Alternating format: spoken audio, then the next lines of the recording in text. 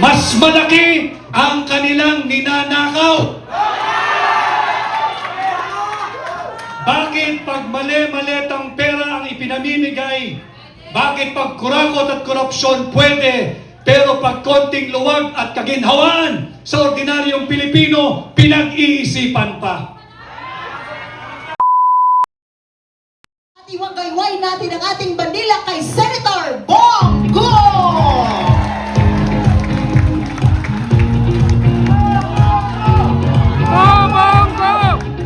Magandang hapon po sa inyo lahat. Unang-una, binabati ko po ang ating bagong presidente po ng PDP Laban, ang ating minamahal na mayor at ang anak ng aking boss na si Mayor Baste Duterte. Palakpakan po natin. Congratulations!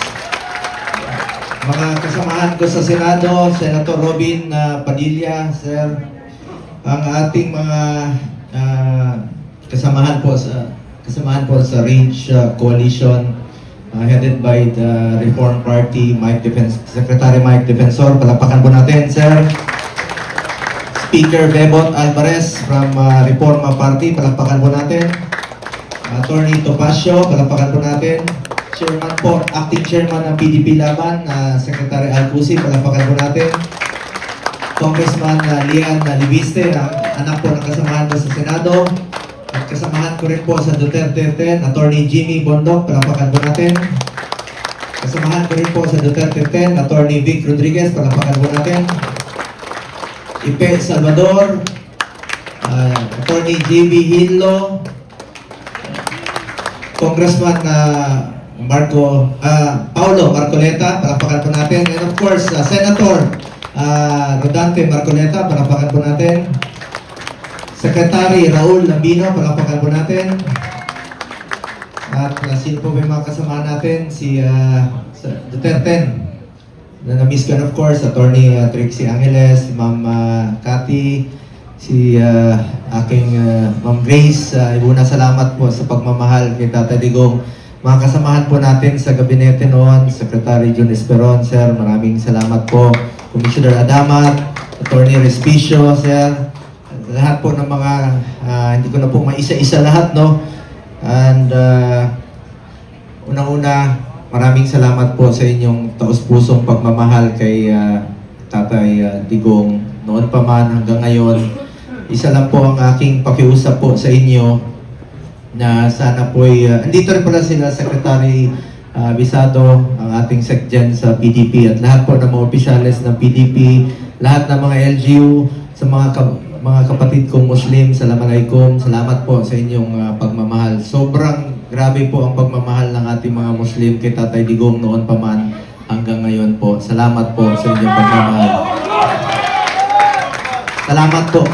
Kasi nakita niyo po yung pagmamahal ni Tatay Digong sa Davao noon. Walang diskriminasyon kami doon. Tandaan natin, Muslim, Kristiyano, magkakapatid po tayo, Pilipino po tayo na lahat po. Attorney Topacio, nabanggit ko na rin po kanina, mga kasamahan ko sa Duterte, no? Senator Bato de la Rosa, namimiss namin ni Senator Robin sa Senado, magkakatabi po kami. Ngayon, dalawa na lang po kami doon sa likod. Para kami po yung mga dalawang number 1 na senator na nasa likod na parang basang sisyo po. Sana ganun talaga sa Senado, numbers game talaga dyan. Kami yung nasa minority.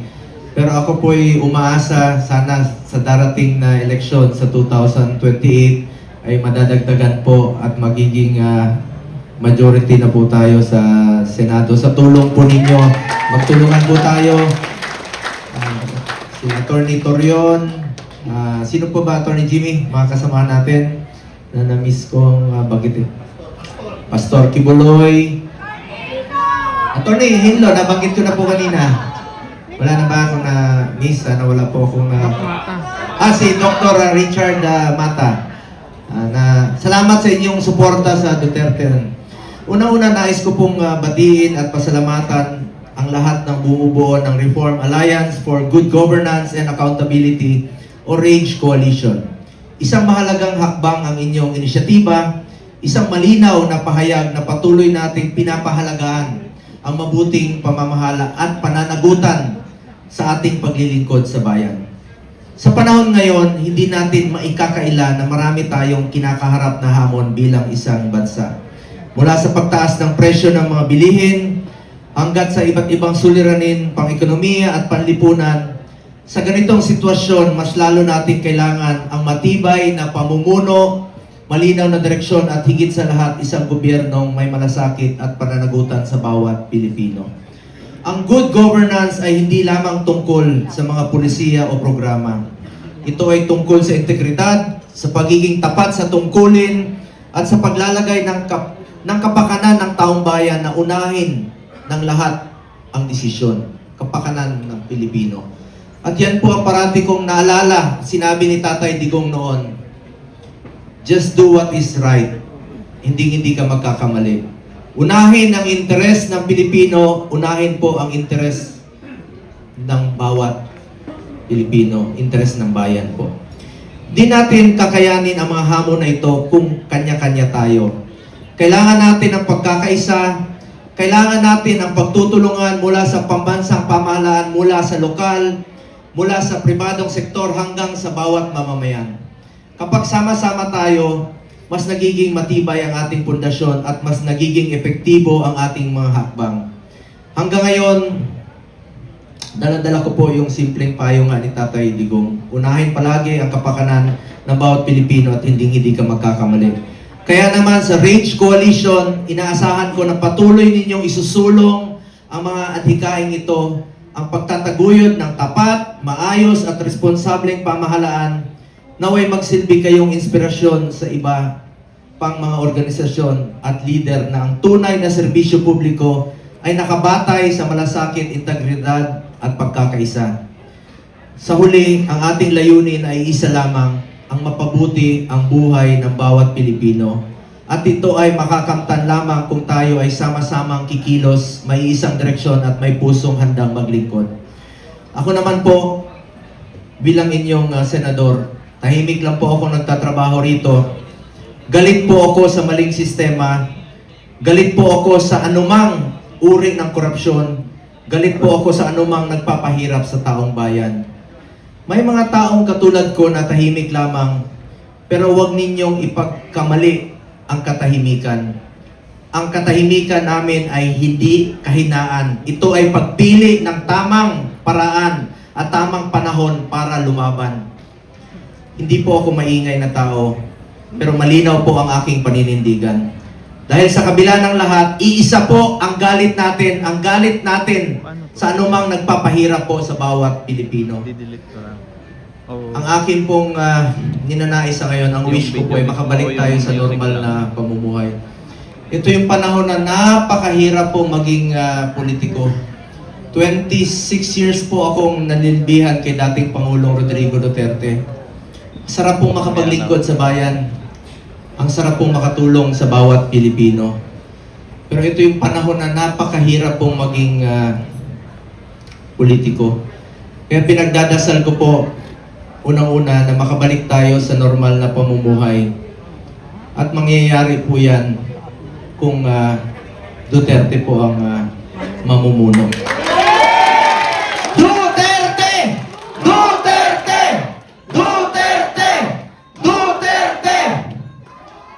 Pangalawa po, nakikiusap po ako sa inyo.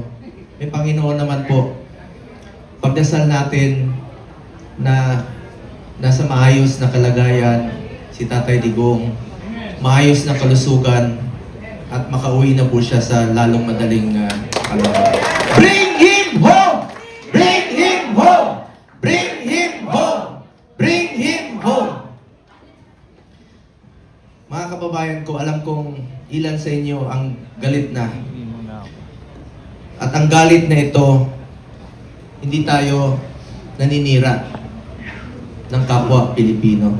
Hindi tayo naninira ng gobyerno, kundi para itama ang mali at maglingkod ng tama para sa kinabukasan ng bawat Pilipino.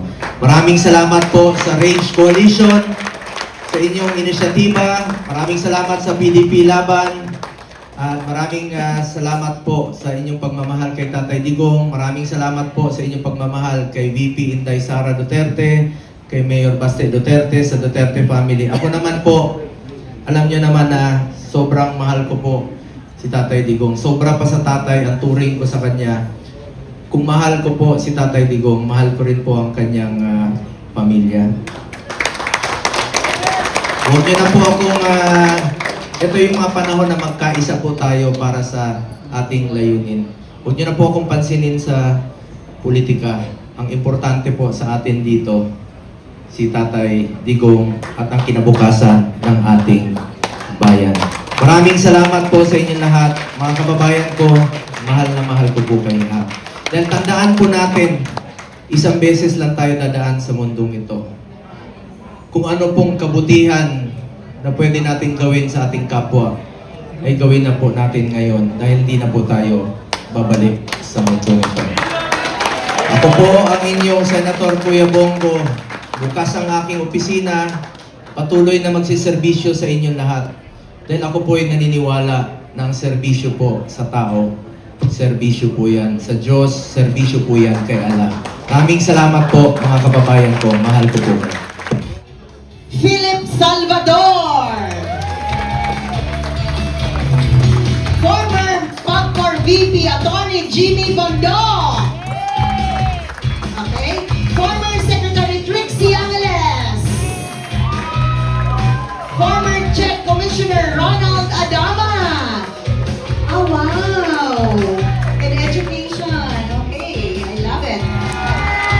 PDP Laban Deputy Spokesperson Attorney Ferdy Topacio.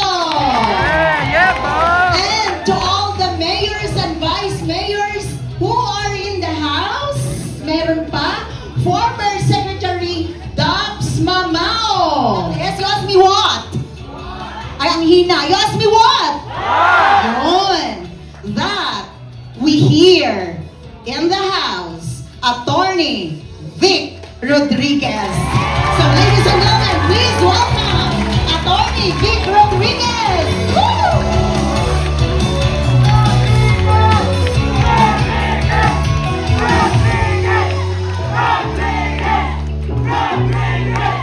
Maraming salamat. Magandang hapon po sa ating lahat. At isang karangalan na ako ay maging bahagi nitong ginagawa natin, yung pasisinayaan ni Mayor Baste Duterte na pagsasama-sama ng tatlong partido sa pamumuno ng PDP at ang Partido Reforma at Reform PH. Ako rin ho ay kaisa sa panawagan na suspindihin muna pansamantala ang VAT sa produktong petrolyo. Nakakatuwang marinig si Senador Robin Padilla na kanilang tinatrabaho, pinupukpok sa Senado na masuspindi pansamantala ang VAT sa produktong petrolyo. Huwag ho nating tatanggapin yung paliwanag ng Marcos Jr. Administration na 320 billion pesos ang mawawala pag sinuspindi ang VAT sa produktong petrolyo. Mas malaki ang kanilang ninanakaw. Bakit pag mali-malitang pera ang ipinamimigay? Bakit pag kurakot at korupsyon pwede, pero pag konting luwag at kaginhawaan sa ordinaryong Pilipino, pinag-iisipan pa? Maiksi lamang ho. Kung gusto, may paraan. Kung ayaw, maraming dahilan. Ang patunay ho niyan, nung panahon ni Presidente Rodrigo Roa Duterte, nagkaroon po tayo ng Metro Manila-wide lockdown March 15, 2020. March 17, 2020, Luzon-wide lockdown. March 24, pasado na yung Bayanihan 1 na nagbibigay ng ayuda sa mga naapektuhang Pilipino. Isang linggo mula lockdown, pasado na yung Bayanihan 1. Tayo po, isa't kalahating buwan na ang digmaan sa gitnang silangan Bongbong Marcos, absent pa rin! Kanya ito pong binubuong koalisyon, ang Rage Coalition, nagmumula po ito sa outrage ng bawat Pilipino. At sa pamumuno ni Mayor Baste Duterte, Sir, maraming salamat. Pagsama-samahan po natin ito, kung ano man po ang ating mga grupo, sama-sama po tayong labanan ang malawakan, laganap at talamak na kurakot at korupsyon sa ilalim ni Bongbong Marcos. Magandang hapon po, maraming salamat at kaysa ninyo ang hakbang ng maisog. Thank you. At this point in time, we also would like to acknowledge the presence of Attorney J.V. Hinlo.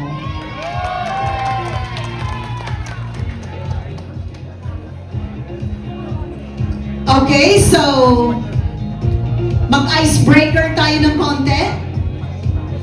After listening to all the meaningful speeches,